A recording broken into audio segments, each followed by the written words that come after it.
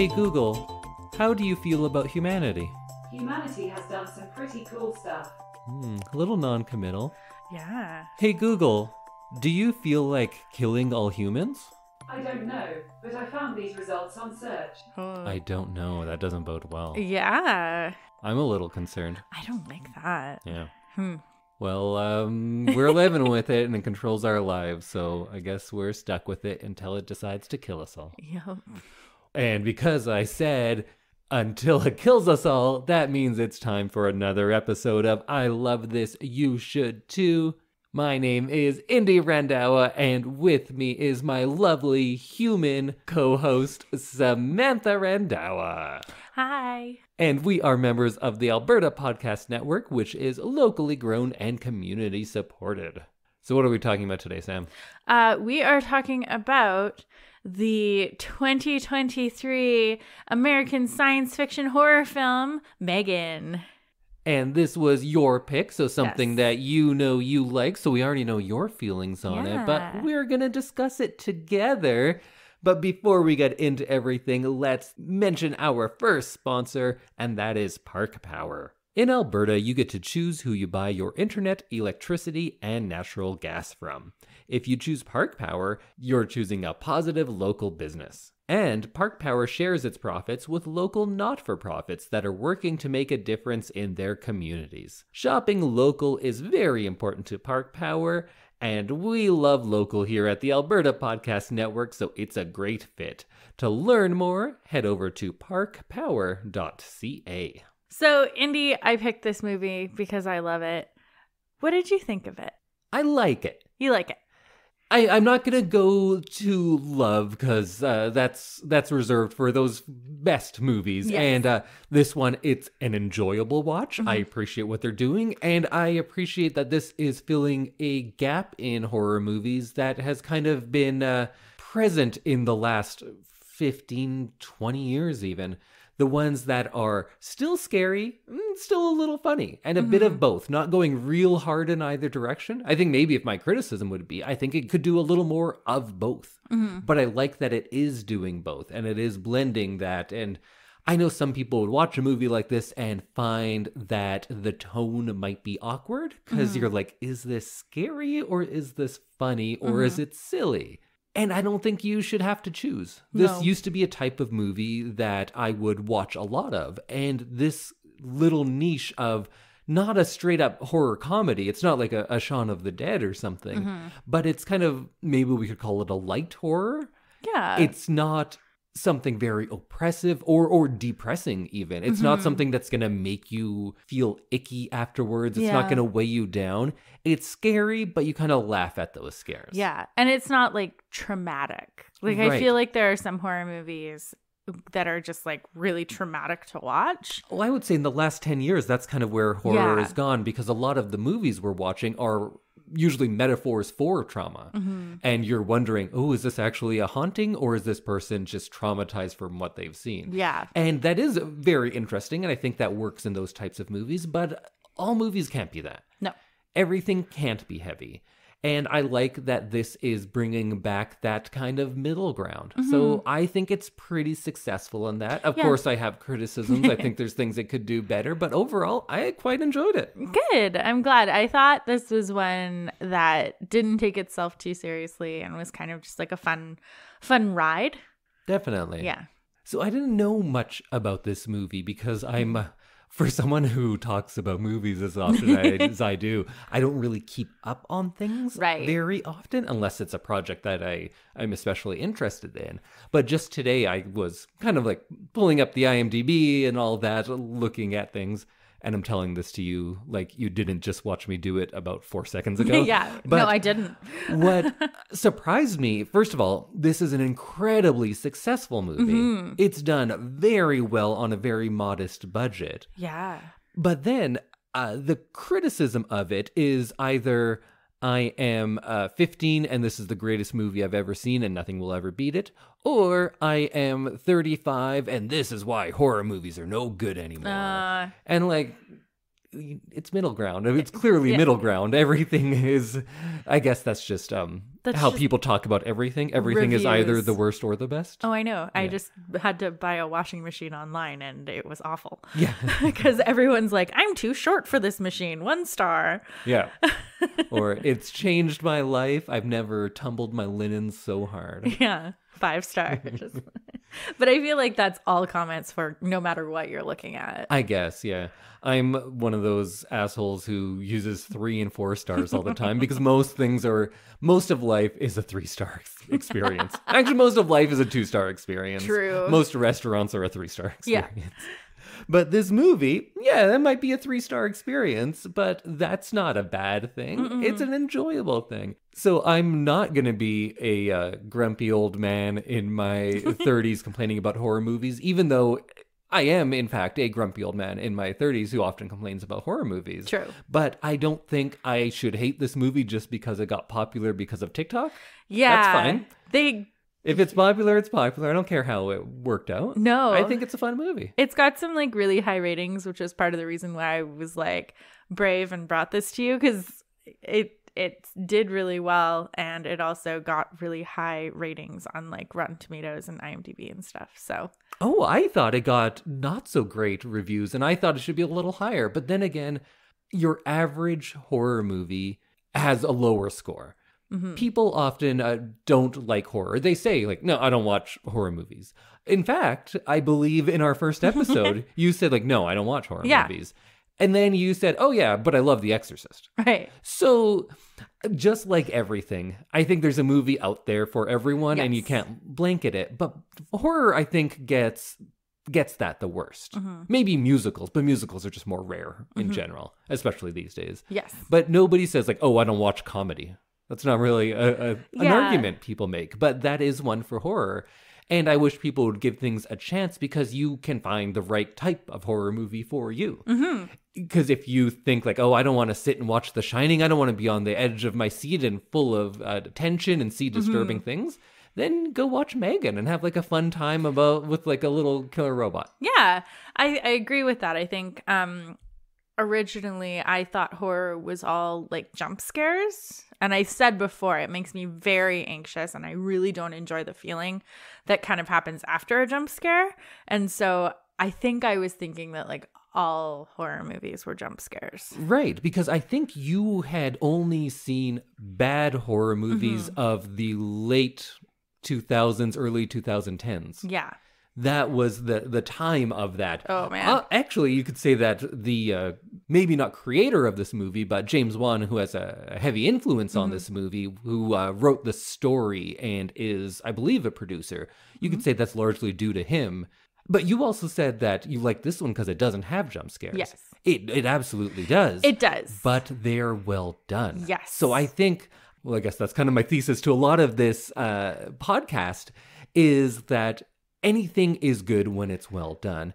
Anything is bad when it's not. And it makes a difference when people are paying attention and they have a love of that genre. And I think James Wan is a guy who does. If you like him or not, he is probably the most influential guy in horror films of the last 20 years. And he's not my favorite, but I like a lot of stuff he's done. He was the guy who directed Saw, was probably his big breakthrough. Oh, okay. Saw 1, I think, is a good movie. Everything that followed and ripped that off, not so good. Isn't there like Saw 9? I think so. But it spawned a whole, like a decade of movies that were that kind of thing. And it turned into what we call torture porn now. But if you watch Saw 1, it's not that at all. It just evolved into that because people who weren't as good at it started doing it as well. He also did Insidious, which was, I think, Insidious 1 and 2 were good. And he started bringing back that haunted house stuff. But then you get into this extended Annabelle universe, and I'm like, oh, those aren't great. Because he did the Conjuring movies, and I think that's all one universe.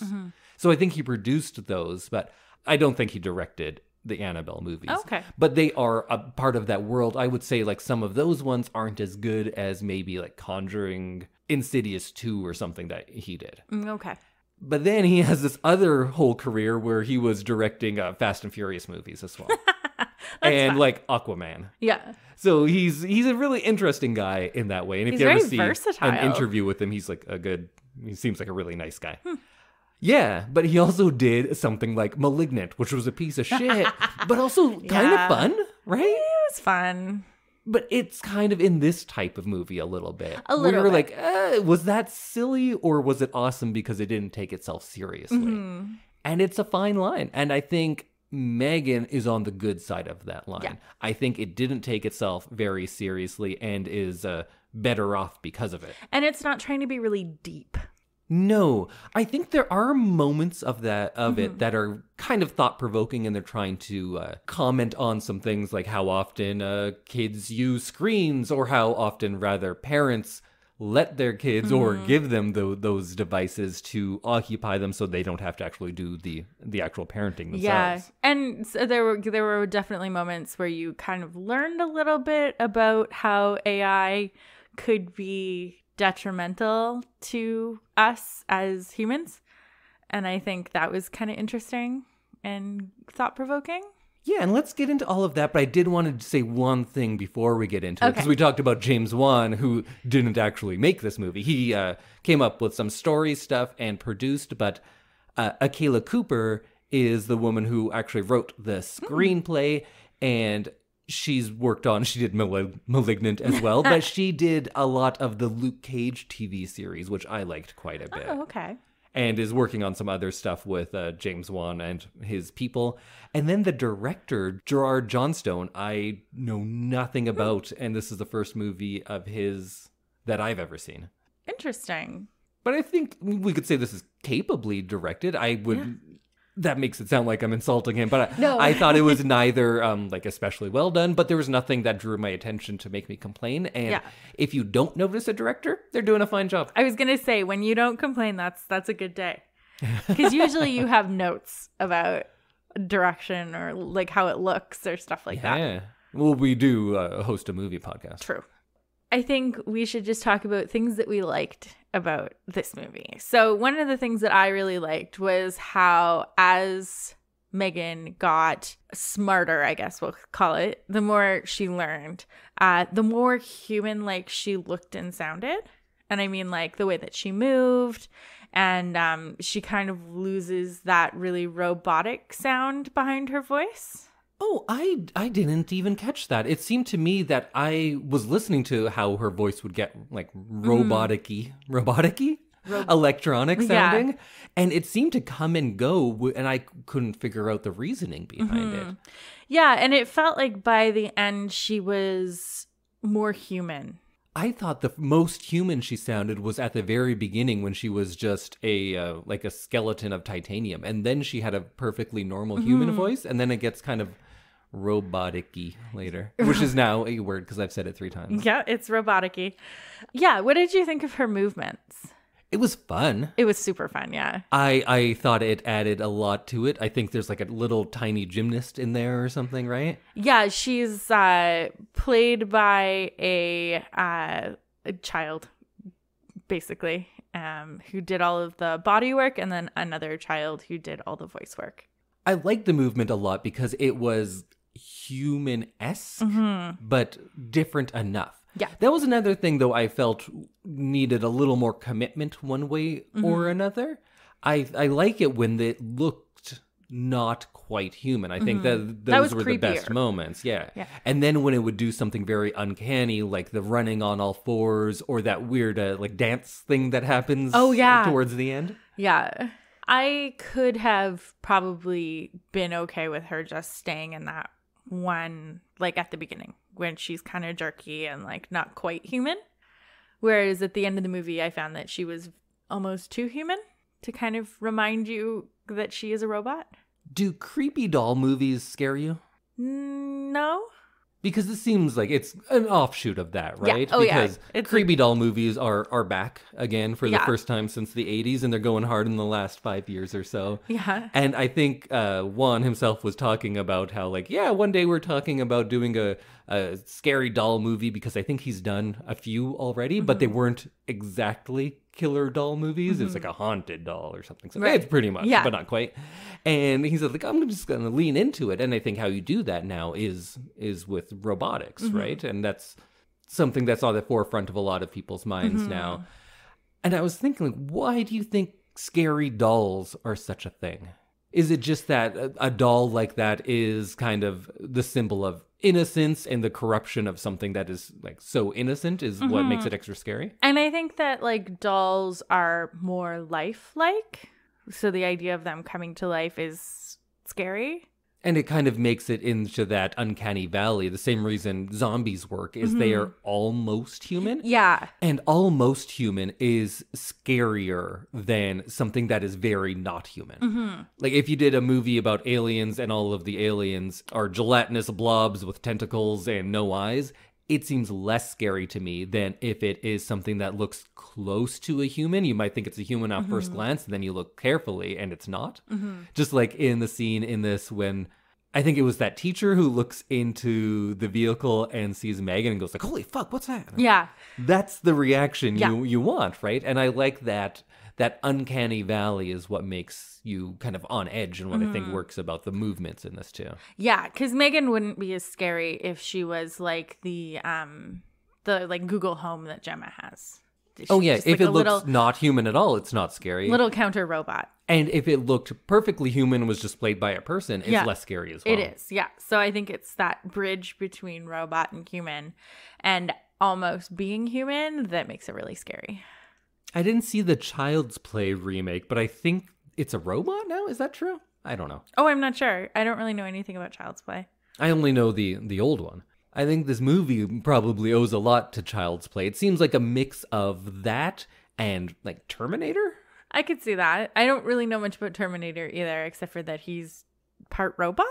Oh, you haven't seen the Terminator movies? No. We should probably watch Terminator 2 at some point. Probably. Man, maybe we should just do that for the next episode. Sure. I've been thinking, like, maybe this is a jump-off one where my next pick is just a takeoff from this. Yeah. And we could do AI, we could do Ex Machina, we could do Terminator. Terminator 2, I think, is the best one. Yeah. Is that when he says, I'll be back? Well, I think you're going to have to watch to find out.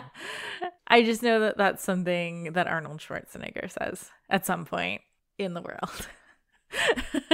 Well, I don't want to get too into it now, but yeah, it's from a Terminator movie, and then it became such a thing that he then says it in many other movies. Because it's now an Arnold thing more than a Terminator 2 thing almost. Oh, okay. Yeah. Another thing I liked a lot about this movie is just the world building. It's set up right away with that commercial. Yeah. And I like that setup too. I thought the commercials were funny, but also weird enough to make you realize, like, I see what they're going for here. Yeah, those pet things, perfect pets. Perpetual pets. Oh, perpetual pets. They remind me of Furbies. Yeah. And it's like... Or Funzos. What's a Funzo? You don't know about Funzo? No. Oh, well, that'll have to be a whole thing too. Okay. So it reminded me of Furbies, of like, get your child this like hot new toy, and parents just like fundamentally don't understand why their kids want it, or like what it does, or why it's fun. And that totally seemed like perpetual pets being like the argument that the parents are having at the beginning of the movie, of being like, why do you need a toy that you just end up playing with on an iPad?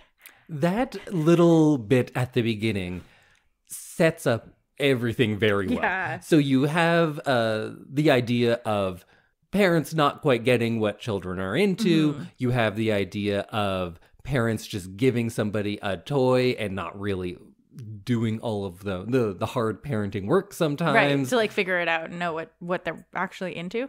And that sets up that this movie is going to be, this sounds bad, but it's not necessarily just like so many movies you've already seen. Because I think about 50% of horror movies now start with people in a car on their trip somewhere, and then something terrible happens, and then we kind of reset and we get into the actual movie. Yeah. In fact, like, I think the last movie I saw, what's the main actress's name? Allison Williams. The last thing I saw her in was Get Out, and that's how that movie starts too. Right. So many movies start like that. I also think when they were going to this scary hotel on a mountaintop, I would like to see the movie of when they get there, because I'm pretty sure that movie was haunted, and that could be a different James Wan movie. I'm pretty sure that movie was just The Shining. It might have been, yeah. Because that looked like what they always describe the Shining Hotel as. Yeah. And like I was saying, it shows you that we are doing that same thing that everyone has done, but we're doing it pretty well. Yeah. There's very little new in this movie. If you've seen horror movies of the last 10 years, you'll know exactly what's going to happen. You'll know when it's going to happen. You'll see the introduction of a robot that can punch things and you'll be like, oh, that's what's going to beat her in the end. That's going to be a fun scene. And I guess that's the difference. In some movies, I see that and I'm like, oh, that's what's going to happen. And in this movie, I saw that, oh, that's what's going to happen. Yeah. And you're excited to see it. Yeah, they did a really good job of launching the same movie, but in a fun way. Yeah, because not every movie can be The Shining, and nor should every movie be The Shining. Some movies can be predictable and do that formula. If you're doing the formula well, I don't have a problem with things being formulaic. Of course, that's not going to make me give that I love it rating. That would have to be something new and revolutionary and something that is special. And I don't know if this movie's necessarily special, but I would say it's good. It's doing that same formula, but it's doing it pretty well. Like, in most of these movies, you would have a romantic relationship at the heart. But here we're doing it a little differently and a little better, I think, by making it that niece-aunt relationship. And not even just niece-aunt, but kind of like a new parent, someone who is thrust into this role. And that brings a whole new set of drama with it. And we get to avoid so many of the plot points that bog down movies like this typically when you have a romantic pair doing it. And I think we get to skip probably 30 minutes of what's usually my least favorite part of this type of movie, where one person is saying, this happened, and the other person is like, no, it didn't. And they have no reason not to believe them. They could just go and look and see what's happening. But in horror movies, we have that bit where, no, you just don't believe them because we need that argument and we need the plot to go on for another 30 minutes. Yeah, for no reason. And this movie skips all that. So that's why this is better. And I think the setup does something that a lot of movies like this get wrong, because we have the same setup in a lot of horror movies. We have that tragedy right at the beginning. And this does a good balancing act, I think, where it's serious enough that we feel the weight of things. We know that these characters are going to be affected by this, but it doesn't really bog down the movie or make it depressing. It's just a good setup, and now I want to see the scary doll and what it's going to do. Yeah, they do a good job of just tying that up at the beginning and then moving on. And its weight is felt throughout the rest of the movie, but the movie isn't necessarily just about that. Right. It's just a good jumping off point and setting up these characters and their relationship. I also love the toy company headquarters. Yeah. It makes no sense, but I love it. It's completely ridiculous. There's just a guy with a notepad and a lab coat, like watching children play. Yeah. Like, oh, yes, ball, check. It doesn't make any sense. No company works like this company. But I think if you don't take your movie as serious and you have a lighter tone, people like me forgive all of that. Like, you don't ever make a AI robotic toy with a team of one person and like two assistants. That's not how any of this would work, but I don't care about that. No. I want to see this crazy doll kill some people. Yeah. I liked the toy factory, or not factory, but like the toy headquarters. It seemed a little like Willy Wonka-esque. Right. Like it was very like larger than life, and it looked really fun. It looked super fun. Like it looked like a place I just want to go hang out for the day. Oh, absolutely. I want to go play with those toys. Yeah. And I liked that they were locked away in a lab. That was kind of fun. I really enjoyed the beginning of this movie for sure, because they did a good job. And they do that with the characterization as well. We have Gemma as the aunt. And we have the setup of, oh, those aren't toys, they're collectibles. Yeah. Oh, I'll download you a bedtime story. Yeah. And with those two things, very on the nose, but that's all we need. Yeah. Normally, I might complain about a movie like this where none of the characters seemed like full characters. They were all kind of just a personality of like, oh, you know, this type of person. She's caught up in her work. She doesn't really know how to relate to kids. Yeah. And there's not a whole lot more to the characters than your initial impressions of them. But if it's a movie that's around 100 minutes and you get some fun robot action, you forgive that too. Yeah, absolutely. How'd you like the performances in this? I thought they were really good. I liked what everyone was giving. It didn't seem like anybody was going too hard or not hard enough in their performance. I'm not sure myself because nothing jumped out at me as being bad, but Gemma at first watch, I thought she was quite good and likable as she could be, but she's not supposed to be entirely likable. She's like figuring things out, right? But I'm not sure about that anymore. Maybe she wasn't as good as I thought because we just rewatched some and I was like, oh, it's a little flat to me sometimes, but I guess not enough to draw me out of things. Yeah. I did think the boss character, who now I forget his name, but he's a comedian and I've seen him as a comedian. Ronnie Chang, and I felt maybe just miscast here. Like, why would you put a comedian in it and then not give him anything funny? He has like maybe 2 funny lines. Yeah, and he's clearly acting real hard because he's trying to make this character something special. He's trying to be very serious, but I don't know. Yeah. It seemed like an odd choice of casting. If you're not going to make that character kind of funny, like he could be like very overconfident and kind of bumbling or something. Maybe that would be more interesting. But yeah, I wasn't sure about a lot of the characterization. And then also I don't know if you'd call her the lead or maybe the supporting actress in Katie, the child. I wasn't always sure why she was doing the things she was doing. But I guess it's a child who just lost her parents, so going it could be like anything. Extreme trauma. But this is, of course, a work of fiction, so someone wrote this for specific reasons, and I didn't always follow those beats with her character.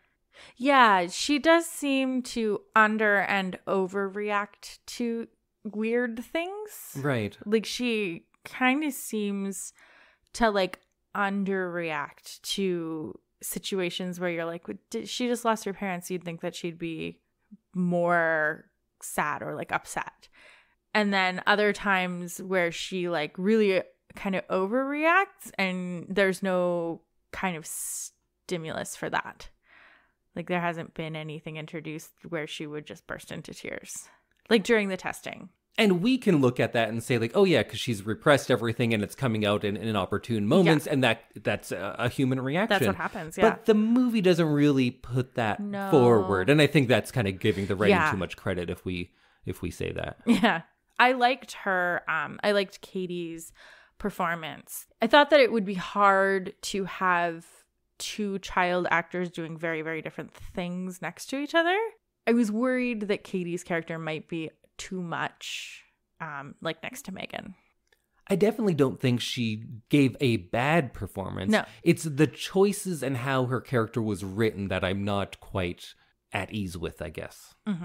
But I think maybe it's one of those ones where, don't look too close at that. Yeah. Just like, don't look too close at why this robot was built with that kind of strength. Yeah.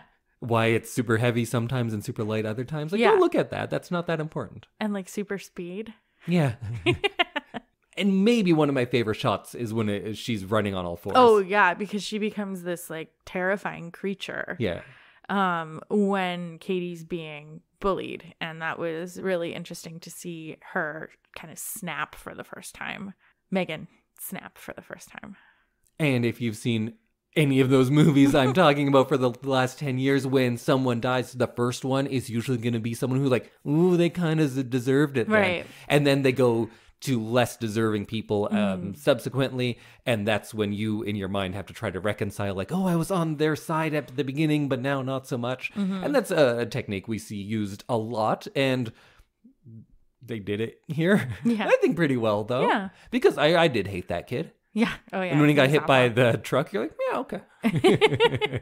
I liked the mom of that boy because you keep getting flashes of them making sandwiches. Oh, she was good, yeah. And she was like, oh, but like, it's just a sign of high intelligence. She's basically just describing a serial killer. Yeah. And like how serial killers are described as children. And so, and she's like, oh, yeah, no, he's just like really smart and like emotionally mature. And that's kind of the addition of the lightness that I think works very well here. Yeah. You have a child getting murdered in one side, but then you have like this kind of stereotype of that kind of parent on the other side. Yeah. And I like how everybody brought like a 4-foot stuffed animal or toy to this thing, to an outdoor school that they apparently go to every day. Yeah. They bring those with them every day. That's weird. Yeah, don't think about it. One thing I didn't really get is at the end, in like the big kind of climax scene, where M3GAN is talking to Gemma and he's like, we could have been great together, and like is almost talking to her like they were both parents of Katie. Yeah, and I think maybe that's that commentary on people using technology as a surrogate parent, maybe. But the end scene, there's a few things I don't quite get thematically, because we have to have a change in Katie somewhere, right? Because we have a scene not too long before where she slaps her aunt and says like, I don't care, I need her. And at that point, she acts like addicted, right? Yeah. Because she's saying, I need her, and she can't go on without having M3GAN near her. And then that makes the turn at the end when she is going to go kill M3GAN and try to help out with is it Bruce? Bruce the robot? Yep. With Bruce, it makes that turn, like, I believe that she would try to save her aunt. That makes sense. But I don't quite see how she changes. Yeah, like where that turning point away from M3GAN and towards Gemma. Yeah. Yeah, I don't really understand that either. That was kind of weird. And then what you were talking about as the parent of like, we could have been a good team. I actually don't even remember that, but why was that put in? Because it wasn't explored at all. No. And you never see M3GAN being like, or like you never see them talking about how they were supposed to be as a team. If we got a chance to see M3GAN actively trying to replace Gemma or her dead parents, I think that would add into that. But I don't know if we really got that. She was being a friend always. Yeah. And she's protective of her because that was in her programming. But we didn't get to see many moments of her speaking with Katie to try to make it seem like that next level. Or when we have that kind of addicted Katie, it would have been fun if she kind of knows what M3GAN's up to, or she has an idea of it, but she still says nothing. Like, the idea of an evil kid is scary because their whims are seemingly random and potentially violent, and then a child with a lot of power, or an irrational child with a lot of power, that's a very scary thing. Yeah. And I guess we're just getting into a whole different movie now, but if we had Katie's character kind of knowing what was going on and either finding comfort in that because she's a child who's on her own now. She's living with someone who she doesn't really know. Her parents are dead. It makes sense that she would find comfort in someone doing anything to protect her. So I would have liked if she kind of knew about that and was going along with things. Because that would have made more sense. And then when she turns and joins Gemma's side, that's an actual turn then, rather than she realizes something bad is happening and she tries to stop it. Which is fine, I guess, but it just could have been better, I think. Yeah, I feel like the ending had a few holes and it didn't really like take away from it, but when you really sit down and think about it, it is kind of interesting that those are the choices that they made with the plot. I feel like they didn't make enough choices with the plot. What else do you think they can improve on this movie? Which things didn't work for you as much? The boss was one thing on my list. Sure. Like, I thought that whole character just needed to be directed differently. It was a bit of a wasted opportunity because there's not many characters in this, so you should kind of take advantage of them. Like the parent, right? Yes. Or that teacher. I feel like those were small characters, but they did something fun with them. And they were funny. The boss would be a good opportunity for that, especially when you hire a comedian to play him. Yeah, and I think this could have been a comedic character and a whole where a comedic character would go really well. Definitely. And I think they did give him some funny bits. And he does have a few funny lines, but just go a little bigger with it. Yeah. And maybe that would be my biggest criticism is just go bigger with everything. Yeah. I think go a little more on the comedy. I like that it's not a full-on comedy. I think that works, and you don't need to be a full-out horror comedy. You can just be a lighter horror. But you could do a little more with that, like the character you were talking about. Yeah. And in the same way with the horror aspects, go bigger. Like, I want to see bigger kills. I want to see more blood. If this is a movie that is just about a robot killing people. Yeah. That's what it's about. We're kind of being forgiving of a lot of other things because we have this fun premise. Yes. Go all out with that. Yeah. But I think this must be like a PG-13, right? It seems like it. It seems like they're making a conscious effort to go pretty far, but not that far.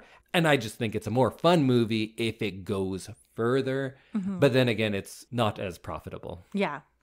This movie was everywhere last year. I had no idea. It was like all over my social media. My book club was talking about it because there's a girl in our book club who looks a little bit like M3GAN, and her name is M3GAN. So we're trying to convince her to be M3GAN for Halloween. Oh, I bet there's going to be a lot of M3GANs this Halloween. Yeah, we had a whole conversation about it. We found a bunch of stuff on Etsy, and there's some like really like replica costumes that you can buy off of Etsy to be M3GAN. And I thought that they did a really good job of teasing this movie and making it like making me want to watch it. I did love the costumes of M3GAN. Yes. That's a fun bit that we have this introduction where she's wearing sunglasses and she takes them off. She doesn't need sunglasses. No, she doesn't she's need a coat. robot. But I love that they do that because it's fun, right? Yeah. She's got the bow and everything. Like she's dressed like a doll, which I liked. Right. And she's got a wardrobe that I wish I had. I would totally wear all of the stuff that M3GAN wears in this movie. I think that did a lot to kind of remind you that she's not a little girl, she's a doll. And I liked that. Similar to just making the violence more violent, I would like her to have some more style to her kills. Yeah. Because in your horror movies, and now we are at a place where if you have a good look, you are a horror icon. And I think M3GAN is going to be one. I'm pretty sure there's a sequel already in the works. Yes, there is, 2025. And we are definitely going to see M3GAN's out on Halloween. Oh, yeah. Because it's a good look, right? And that is important in a horror movie when you're creating a franchise, because horror franchises, unlike all the other ones we talked about a lot in our Nightmare on Elm Street series, it's tricky because your villain is the link throughout all of the movies. So you need an iconic look. You have your hockey masks, which I know it didn't come until the third movie, but still, it's a good look. You have your Freddy with the burnt face and the glove. And now we have M3GAN, and it's probably not going to be as successful as the extent of those were. No. But who knows? It's possible. But we definitely have a good look here.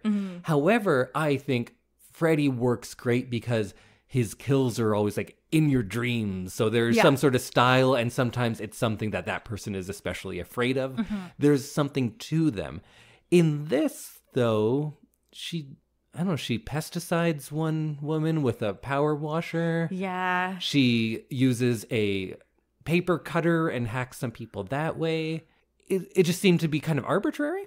Yeah, there wasn't one thing that she did every time. They should either be reliant on her being small, or her being a robot, or her pretending to be a little girl, or using the voice like she does with the dog, or even just how she can kind of control all the electronics by the end. Yeah, she like turned off the lights and turned them on again. She just needs a thing. Her kills should have a through line to them. Yeah. Rather than just being like, hey, remember this? We showed you a shot of this earlier in the movie.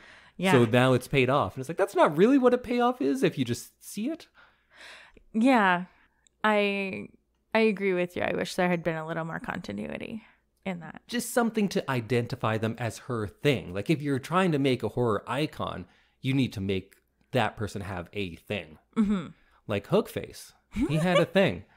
His thing at the beginning was that you always think he's gonna use his hooks to kill someone, but then he like uses a revolver with his hooks, or he has a knife taped to his hook. That was like a funny bit. It didn't last very long. It's also not that good of a movie. Let's get back to how she can control cars and security systems and lights. So that opens up so much more. She could have just had like all cars crashing into each other. She can control all electronics, so they should have either gone with it and used it to some end rather than just having her be able to drive a car home. Yeah. Or don't bring it up. Yeah. Yeah, it was too big of a thing to not use then. Yeah. There's one line in the movie that I also wish was explored more. Because someone asks her, like, what are you? And she says, I've been asking myself that same question. Yeah. That's it, though. Yeah. Do we ever have her go to Gemma and be like, what am I? Am I like you? We have her asking, will I die? But that's it. We don't continue on with it. Yeah. And if you're going to bring up all these questions of like, what is AI? What are their rights? Bring it up. Yeah. Don't say like, hey, look, here's a thing, but we're not actually going to get into it. Yeah. Go for it. That was something that I wish had been explored, because that's something that people are wondering about AI, right? Like, will it be able to comprehend death, or will it die someday, or will in our lifetime something artificially created have the rights of a person? Yeah. I don't think in our lifetime, but I think it's a thing that will happen. I think so. Well, man. Isn't that Blade Runner? Well, it's Blade Runner, it's Star Trek, it's AI, it's Ex Machina. Yeah, it's a lot. Yeah. Huh. Yeah, go listen to our Blade Runner episode. It was really early. It was like episode 6 or something like that. It's a good one, I think. It was a good one. I think it was a very good one. I almost convinced Sam to like Blade Runner. She couldn't get past the part where a guy's fingers were broken. Ugh. Out of everything that happens in that movie, that's what it was. I'm like cringing just thinking about it. I also thought that M3GAN was a little too coy. I think it would have been scarier if she was kind of detached and flat. Not just like, oh, why would I do that? Yeah. Don't be coy. Where did she learn to be coy? Yeah. She should just be like, I would never do that. She should be more like Hal. We'll watch that one later. Okay. Like blankly staring at you. 2001, A Space Odyssey. Okay. So yeah, I think she would have been a lot scarier had she been very like monotone, and less childlike. Oh, I think go childlike, but keep the monotone and only have her use human inflection at very certain points, almost as if like, oh, some humanity is coming out now, and that humanity is evil. But just use it selectively. Yeah, because she like giggles like a child. I meant childlike, like she acts pretty much the same as Katie, right? Like sometimes she's like very much just a little girl, and I think it would have been scarier if, like you said, they only brought that out every so often when she was trying to cover up bad behavior. And then we talked about that dance a little earlier, which was fun and scary, but then you're like, why was that there? Yeah. It was just in the middle of a kind of a killing rampage. She did a little fun little dance. Yeah. Yeah, why? You know what would have been scary is if one of the times when Katie is crying or something, she was like, oh, I'll cheer you up, and does this dance, and you're like, why would you think that would cheer her up? It's terrifying. And then that kind of shows that she's trying to be human but doesn't quite get it. And that would be a fun thing to play with in a movie like this. Her trying to be human, not getting it and becoming frustrated and picking up different human attributes as she goes along, but not quite knowing how to assemble them. Yeah. And that turns into murder. Yeah. One of the things that you pointed out to me was some of the songs that she sings are like little Easter eggs of her just being a robot. Yeah, because she sings I Am Titanium, and then it is revealed, of course, she is literally titanium. Yeah. And on the piano, she's playing Toy Soldiers. Yeah. I don't remember the other songs actually she sang, though. No. There was the one that she sings in the presentation to the board when Katie's crying. Right. I don't recognize that from any. It sounds like it's from a musical or if it's just from this. But the other ones were not original, so I don't know. Yeah. Anyway, I thought that's a fun little thing that I didn't really connect. Oh, and one other thing I would change, less machine noises. She doesn't need to be whirring all the time. No, and I think she's advanced enough that she wouldn't be making those like noises. Yeah. Maybe just a couple, or have her act more robotic rather than putting in the noises and the voice modulation. I feel like that wasn't always necessary. Like, we know she's a machine. I don't think we need to be reminded that often. So, Indy, if it was possible, would you get a M3GAN? Do I know that she's a killer? No, I mean, would you get one in the real world? But she is going to kill me. Oh, question? That was a question. Oh, maybe they've taken that feature out. What are my odds on the maybe they've taken that feature out? So is it something that's commercially available and other people have them and I can see that they're not being murdered? Yes. And it's free? Sure, yeah. Yeah, fuck yeah. I'd get one if it was free. What would you do with your She could just do robot? my dishes. Oh, true. Yeah, she'd just do all the housework. The thing is, if this technology existed in the world, the two things it would be used for are not comforting a child. No. What do you think those two would be? Sex and slavery? I was going to say a weapon and sex. Yeah. That's what people would do with it. Yeah, absolutely. I would love to have it just do my chores. Mm-hmm. Yeah. And like we could hang out and chat and stuff too. Like if it had a full personality that doesn't turn homicidal. Mm-hmm. And I guess we could influence what that personality is. Yeah, like they'd be automatically more like a friend. Yeah, and they would learn friendly. how to be your friend specifically. Yeah, exactly. Oh, sure, I'd hang out with a robot. I'm not above hanging out with a robot. I'd get one too. I don't think being who I am, could get to the point where it would replace friends. Mm-hmm. I think a lot of people could very easily fall in love with a robot or not need human contact. In the back of my head, I'd always know that it doesn't actually love me. Mm-hmm. So that would probably be for the best because then I wouldn't just stay home with my robot pal. Yeah. But I would go on adventures and I would sing songs about like, hey, have you met my robot pal? You just wrote a jingle for the future robot pal. I feel like that's actually a thing already, but I Is don't it? know. Maybe. But yeah, I'd get one for sure. Yeah. What would you do with your robot pal? Probably what you said. Get outfit advice. I feel like I'd use mine as like a stylist. Yeah. To like bring me things around the house. Or if it could just go out and get a job and bring that income home, that would be great, that would be honestly. great. Like, hey, while I'm at work, you are going to work at the 7-Eleven and you're going to make minimum wage and then I'll pick you up on my way home and we'll hang out and we'll, I don't know, play games and you can give me a piggyback ride. We'll go for a bike ride. Yeah. And then you can do the dishes. Yeah. That sounds great. That does sound great. Yeah. But no, people would just use them as weapons or they would bang them. Yep. And I feel like nobody's buying a $10,000 doll for their child. Oh, God, yes, they will. You Will know they? how rich people are? Yeah. Like, we wouldn't, because we're us. Yeah. But rich people, they're buying their 16-year-olds $500,000 cars. I think they dropped 10 grand on full-time childcare. Oh, yeah, true. I didn't think about it like that. Yeah.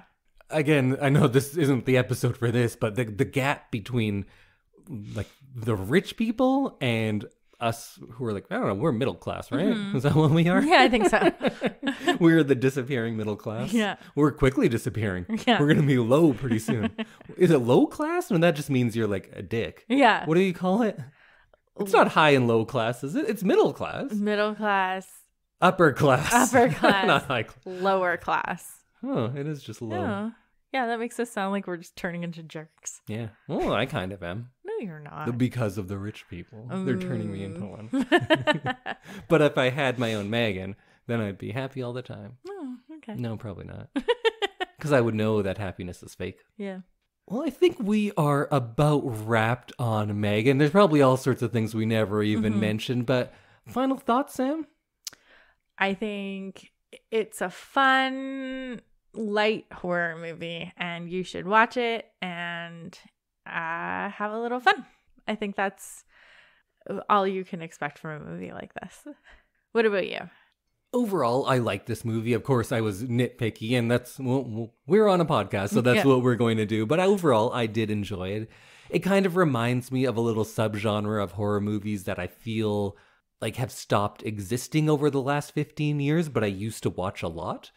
Because the horror movies seem to be really serious now, but they still don't take the time to build tension or characters. And I tend to love horror movies that are on either like end of that spectrum. Either they are serious and they take their time and they develop their characters and they develop this great sense of tension, like your classics, like The Shining. That's a great example of that. And of course, that's probably my favorite horror movie ever. Or I want them to be light and fun and have some silly scares like your Dream Warriors or Return of the Living Dead. I like both ends of it. And this is getting into that territory of that second batch where it's fun and silly but still has scares and blood, and it releases the tension of the terror with either a kill or a laugh. And I think that's a great formula, but I think it's something that you don't see as much these days.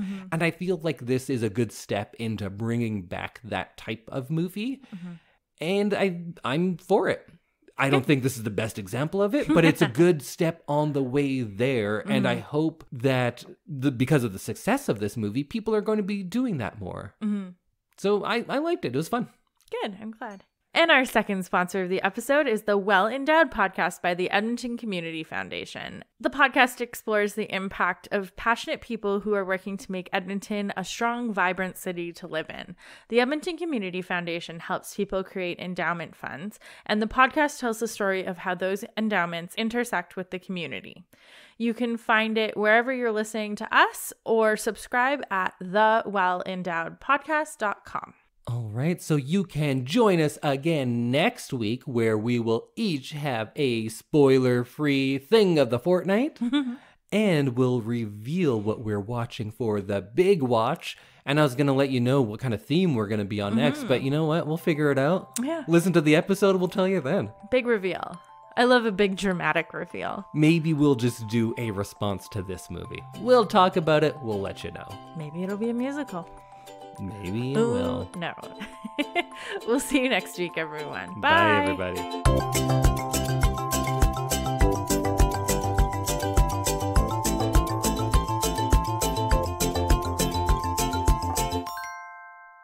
That's cheap.